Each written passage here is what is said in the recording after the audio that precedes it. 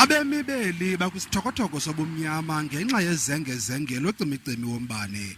Nangona iziko elinkinkisha ngombane u-Eskom lehlise ucimicimi ukusuka ku-stage 6 ukuya ku-stage 5, kodwa oku akwenzi mahluko ungako.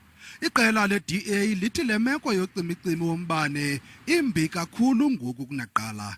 And while Eskom's CEO and COO have finally started to change their language to reflect the true severity of the situation, with words like catastrophe now entering their press conference vocabulary, the same cannot be said for President Ramaphosa, Minister Mantashe, or Minister Godon.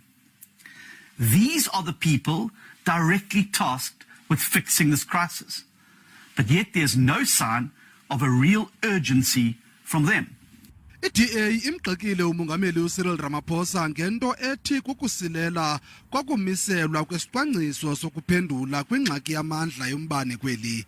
Kungoku nje IDA ithi kudingeka ungenelelo lweengcali zamandla zangaphandle ukusombulula ingxaki yamandla. What we are proposing today is that the President immediately dissolve the National Energy Crisis Committee and appoint in its place an outside industry expert to oversee the implementation of the Energy Response Plan. Phakathi kweziphakamiso elizenzayo eliqela lithi umongameli makagxothe umphathiswa wezimbiwa namandla kweli umnumzana uGwede Mantashe. It is incomprehensible that he has managed to remain in this crucial position despite these multiple failures.